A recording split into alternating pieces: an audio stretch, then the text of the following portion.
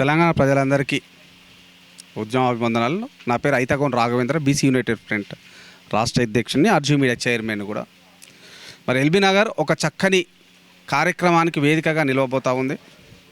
నిజంగా ఇంత చక్కని కార్యక్రమాన్ని తీసుకున్న ఈ నిర్వాహకులు అయితేంది, తెలంగాణ బీసీ కులాల సమన్వయ వేదిక అధ్యక్షులు బొమ్మ రఘురాం నేత గారికి, ప్రధాన కార్యదర్శి పెద్ది జగదీష్ గారికి, వాళ్ళ టీం అందరికీ కూడా శుభాకాంక్షలు తెలియజేస్తూ ఉన్నాం. మరి ఏంటి ఆ కార్యక్రమం అంటే, తెలంగాణ జాతిపితగా భావిస్తూ ఉంటాం అందరూ.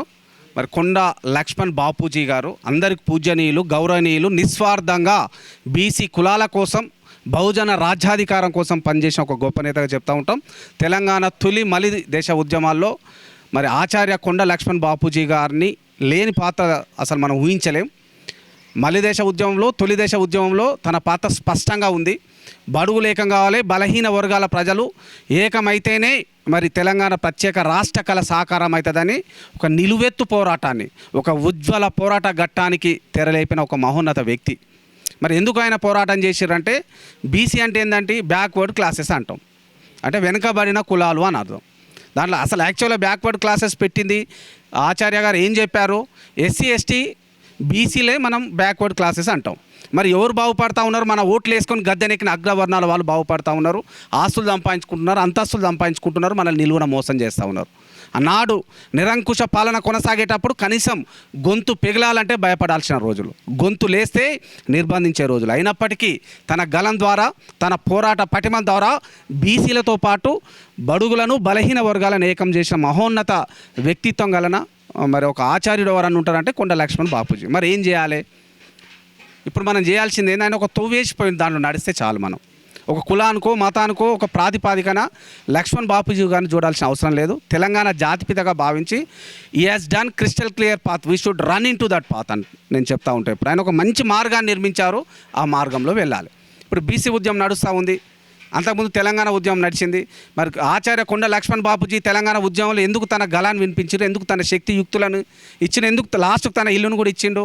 ఎందుకంటే తెలంగాణ రాష్ట్రం వస్తే బీసీల బతుకులు మారుతాయి, బడుగుల బతుకులు మారుతాయి అని. మరి వచ్చిన తర్వాత ఏమైంది? ఎవరు బాగుపడ్డారు? ఎవరు ఆస్తులు నిర్మించుకున్నారు? ఎవరి కబంధ ఆస్తాల్లో తెలంగాణ నలిగిపోతూ ఉంది ఈరోజు. మళ్ళీ గదే దొరల పాలనలో కొనసాగుతూ ఉంది. కమ్మ కావచ్చు, రెడ్డి కావచ్చు, వెలమ కావచ్చు, అంటే కోపాలు వస్తాయి. మరి ఇప్పుడు మనం చేయాల్సింది ఏంది? ఆయన ఆత్మకు శాంతి చేకూరాలంటే ఏం చేయాలి? ఇట్లాంటి విగ్రహాలను పెట్టాలి 4 చోట్ల.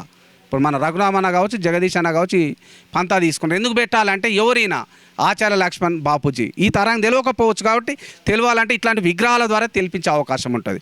ఆ మహోన్నత వ్యక్తిత్వం ఏంది, ఎందుకోసం పనిచేసిండు, ఎందుకోసం తన జీవితాన్ని దారబోసినాడు, ఎందుకోసం తన ఆస్తులను కరగ తీసుకున్నాడు అనేది ఈ పాలకులకు కనివిప్పగలుగుతుంది.